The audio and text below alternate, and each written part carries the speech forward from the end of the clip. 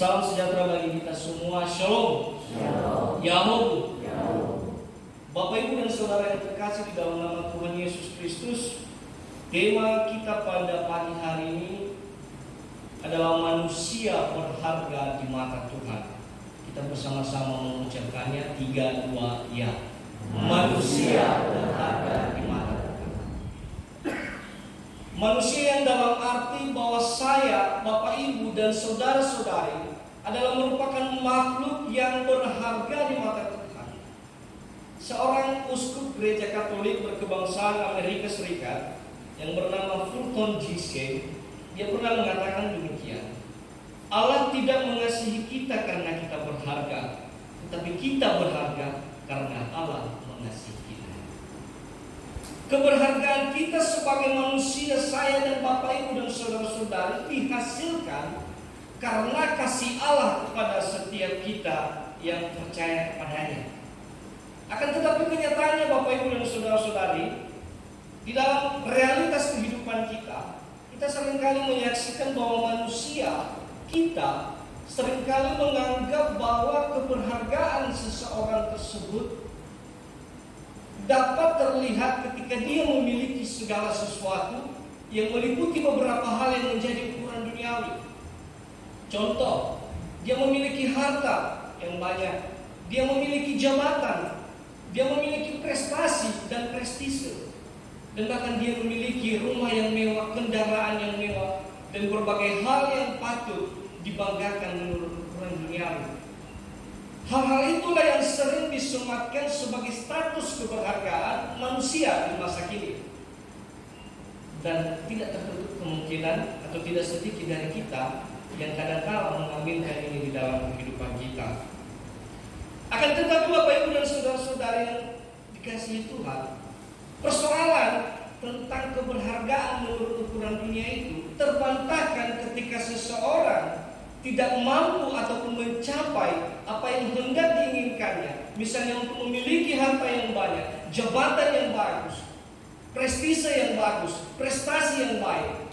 Ketika dia tidak bisa mendapatkan itu, maka dia akan jatuh ke dalam kekecewaan, putus asa, dan bahkan dia tidak pede lagi di dalam menjalani kehidupannya karena dia menganggap bahwa dia tidak lagi berharga di mata Tuhan maupun di mata dunia. Tetapi Bapak Ibu dan saudara-saudara yang terkasih, di dalam perikop ini kita diajarkan satu hal oleh pemazmur, yakni bahwa sesungguhnya keberhargaan kita itu di mata Tuhan tidaklah terletak di dalam dimensi-dimensi keduniawian kita, tidaklah terletak dari apa yang dilihat oleh mata, apa yang diinginkan oleh daging kita, melainkan terletak dari kasih Allah yang telah dianugerahkan bagi setiap kita. Lalu pertanyaan kita adalah, apa yang membuat manusia berharga di mata Tuhan? Tadi kita tahu bahwa secara bergaris besar bahwa kasih Allah yang membuat kita berharga. Lalu kita uraikan di dalam perikop ini, apa yang membuat kita berharga menurut sang pemazmur. Yang pertama, manusia itu berharga di mata Tuhan. Yang pertama yaitu eksistensi manusia itu merefleksikan kemuliaan Allah. Keberadaan manusia sebagai ciptaan Tuhan itu merefleksikan kemuliaan Allah.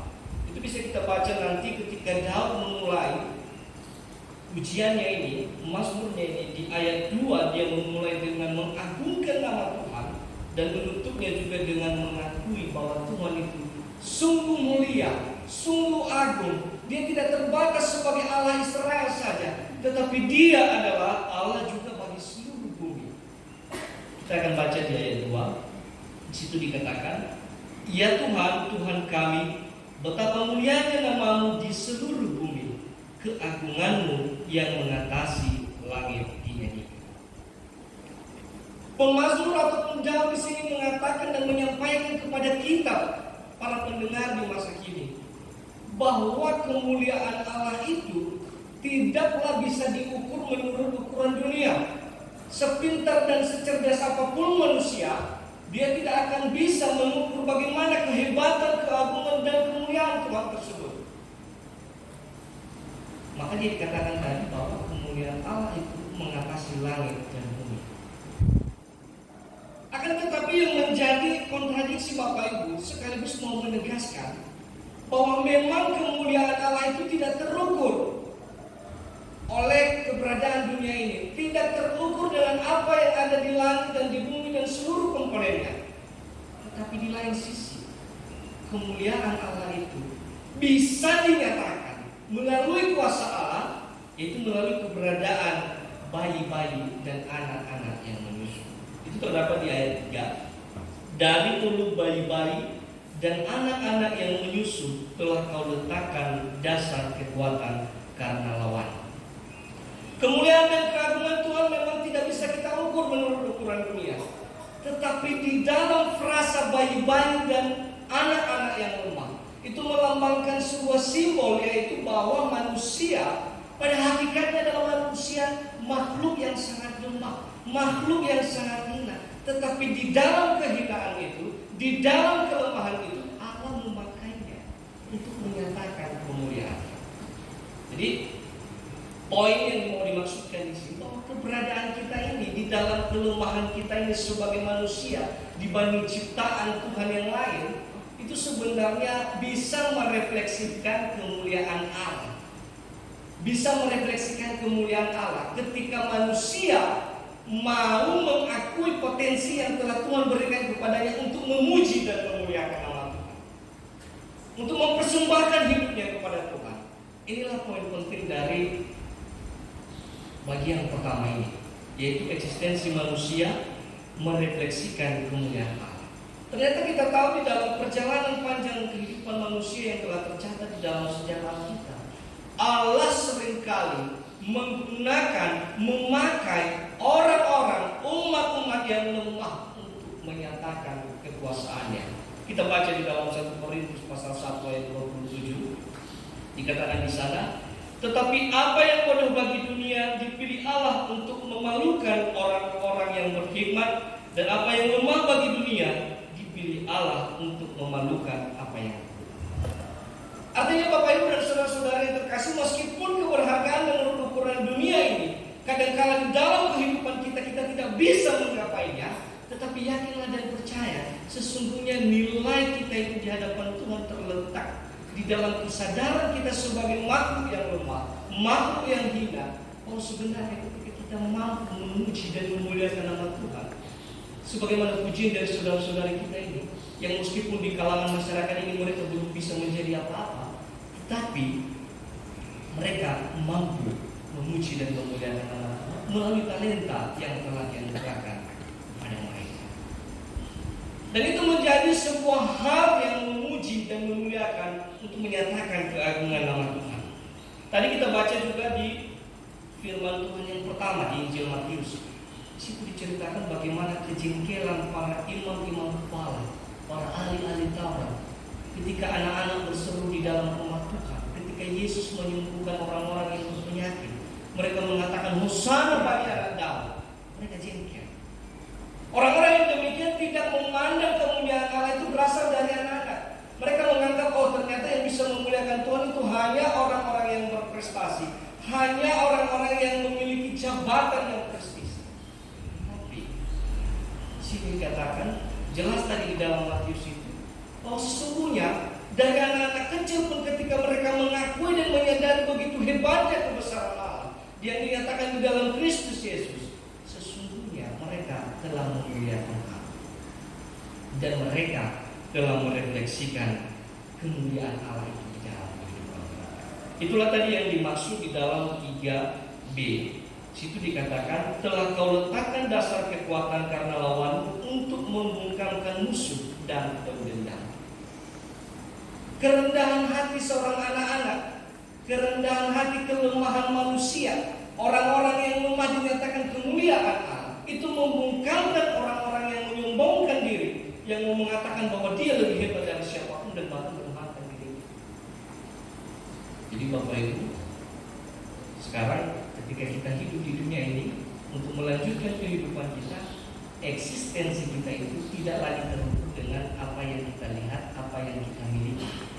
Tetapi satu hal yang menjadi eksistensi kita adalah ketika kita mampu di tengah segala situasi, di tengah keadaan apapun, di tengah apapun yang kita miliki, kita mampu untuk Amin. Amin. Yang kedua, manusia berharga di mata Tuhan, yaitu yang kedua, alasan yang kedua adalah karena manusia diciptakan segambar dan serupa dengan Allah.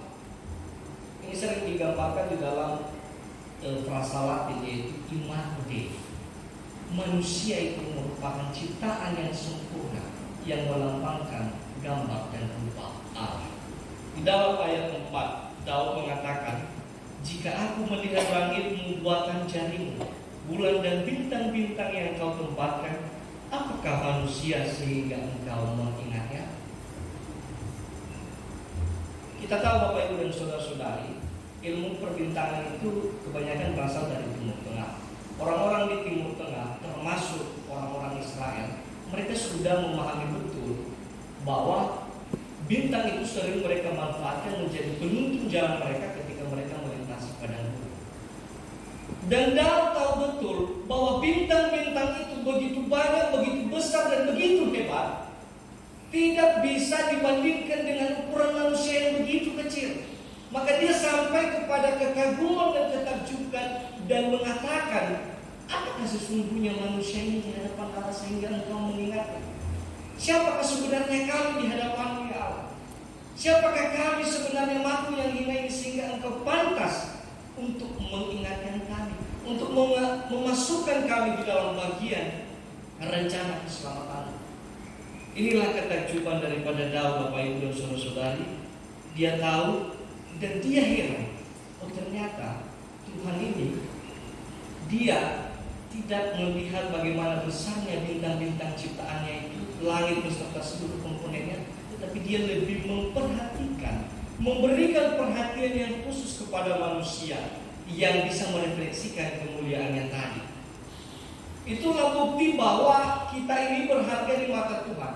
Kita ini diciptakan segambar dan serupa dengan Allah. Sisi yang lain dari kita adalah bahwa kita memang diciptakan dari debu tanah, menggambarkan kehinaan dan kelemahan kita. Tetapi di sisi yang satu, kita diciptakan seturut gambar dan rupa Allah, itu imago Dei. Itu terdapat di dalam Kejadian pasal 1 ayat 26. Situ dikatakan, "Berfirmanlah Allah, baiklah kita menjadikan manusia menurut gambar dan rupa kita, supaya mereka berkuasa atas ikan-ikan di laut dan burung-burung di udara, dan atas ternak, dan atas seluruh bumi, dan atas segala binatang melata yang merayap di bumi." Di dalam ayat ini di bagian 4 sampai 6 ditegaskan bahwa Allah menciptakan manusia seturut gambar dan rupanya, memberikan penegasan ada dua sisi yang ada di dalam diri manusia. Selain dia makhluk hina, dia juga makhluk yang segambar dan serupa dengan Allah, satu-satunya ciptaan Allah yang segambar dan serupa dengan dia. Jadi Bapak Ibu dan Saudara-saudari, persoalannya adalah ketika manusia jatuh dalam dosa, gambar dan rupa tersebut, imago Dei tersebut rusak total karena dosa. Akan tetapi karena perhatian Allah tadi, dia mengindahkan manusia, dia mengutus kembali anaknya yang tunggal, Yesus Kristus, untuk menyelamatkan bagi siapa yang percaya kepadanya. Ketika Yesus naik ke surga, kita telah merayakan hari Pentakosta. Dia mengutus kembali Roh Kudusnya untuk menyertai setiap kita, memastikan garansi ataupun jaminan keselamatan kita, supaya kita bisa beroleh kerajaan surga. Itu adalah bukti bagaimana kita berharga di mata Tuhan. Jadi sekarang di dalam kehidupan kita ada begitu banyak muda-mudi yang sering tidak pede di dalam kehidupannya. Dia memiliki kelemahan, dia memiliki kekurang cakapan di dalam bercakap-cakap.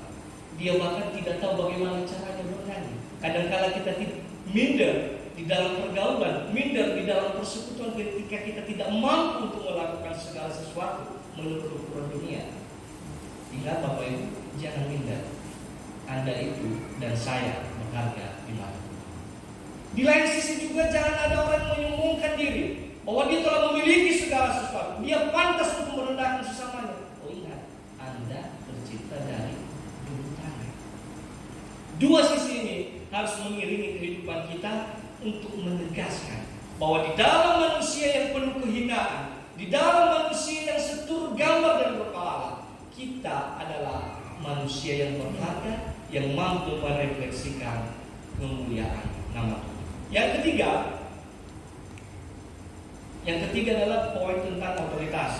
Manusia diberi kuasa di dalam mengelola alam ciptaan Tuhan. Ketika Tuhan telah selesai menciptakan manusia, Dia menempatkan manusia di Taman Eden, dan Dia mengatakan di dalam Kejadian 2 ayat 15 demikian. Tuhan Allah mengambil manusia itu dan menempatkannya dalam Taman Eden untuk mengusahakan dan memelihara taman itu. Bapak Ibu dan saudara-saudara yang terkasih, selain bukti daripada kita ini berharga di mata Tuhan, kita juga diberi otoritas, kita diberi kuasa oleh Tuhan di dalam mengelola alam ciptaan Tuhan. Binatang-binatang serta segala isinya yang ada di bumi ini, segala sesuatu bisa kita kelola demi kemuliaan nama Tuhan, bukan demi untuk menuhankan diri sendiri di atas dunia ataupun di hadapan Tuhan. Itu terdapat di dalam ayat 6 sampai 9. Di situ dikatakan di ayat 6, namun engkau telah membuatnya hampir sama seperti Allah dan telah memahkotainya dengan kemuliaan dan kehormatan. Bapak Ibu dan saudara-saudari, di dalam tradisi kerajaan kuno, ketika seorang raja memberikan mahkota kepada putra mahkotanya, itu tidak serta-merta hanya dia menerima kemuliaan ataupun otoritas daripada mahkota tersebut, tetapi itu juga diiringi dengan tanggung jawab untuk menjaga nama baik mahkota tersebut. Dan inilah tanggung jawab kita sekarang ini. Bagaimana kita memelihara alam ciptaan Tuhan. Akhir-akhir ini kita sering ditimpa bencana, musibah, termasuk banjir. Dan itu, Bapak Ibu dan saudara-saudara, hal yang paling sederhana. Kita sering mengabaikan bagaimana kita harus membuang sampah sembarangan. Orang itu mengatakan dia mengimani Kristus, tetapi ketika dia keluar di dalam segala aktivitasnya, dia tidak memperhatikan lingkungan, itu sama saja orang. Sehingga akhirnya akibat kelakuan manusia mendatangkan kembali bencana bagi manusia. Dan inilah tujuan Allah bagi kita, bukan hanya sekadar untuk kita memuliakan namanya melalui kehidupan kita, tetapi bagaimana kita juga memelihara alam ciptaan Tuhan ini. Bagaimana kita menginternalisasi iman kita ini di dalam perbuatan. Hal yang paling terkecil, menjaga lingkungan kita. Bagaimana kita memelihara segala yang ada di sekitar kita. Itulah bagian dari kita mengelola ciptaan. Tetapi nyatanya Bapak Ibu dan saudara-saudari, apa yang terjadi? Manusia-manusia di zaman sekarang ini seringkali menuhankan dirinya, sehingga muncullah Allah-Allah kecil, Allah-Allah yang berkuasa atas manusia lain, karena dia mengelola alam ciptaan Tuhan ini untuk menimbun kekayaan sebesar-besarnya demi kepentingan dirinya, dan dia merendahkan sesamanya, menuhankan diri atas sesamanya, dan bahkan mengabaikan Tuhan di dalam kehidupan. Itu yang sering terjadi. Manusia jatuh di dalam dosa kesombongan. Akhirnya Bapak Ibu dan saudara-saudari, tujuan awal dari keberhargaan kita itu tidak lagi murni bahwa kita itu berharga di mata Tuhan. Kita seringkali melompat keluar daripada untuk meminta pengakuan dunia supaya kita dimuliakan, bukan untuk supaya kita di dalam kehidupan kita memuliakan nama Tuhan. Lalu pertanyaannya, apa yang mesti kita lakukan? Daud memulai mazmurnya di ayat 2 dengan mengakui kebesaran Tuhan dan menutup mazmurnya dengan mengakui keagungan Tuhan. Kita juga di dalam kehidupan kita telah memulai percaya kepada Yesus Kristus. Kita telah mengakui dan kita telah mengaminkan bahwa kita adalah manusia yang berharga di mata Tuhan. Maka aminkanlah itu di dalam kehidupanmu. Buktikanlah bahwa engkau adalah makhluk yang pantas, yang berharga di mata Tuhan, sekalipun dunia mengatakan tidak kepadamu, tetapi Tuhan mengasihimu. Tuhan Yesus memberkati. Ayat hafalan di ayat 2 kita baca bersama-sama 3 ayat. Ya Tuhan, Tuhan kami, betapa mulia namamu di seluruh bumi, keagunganmu yang mengatasi langit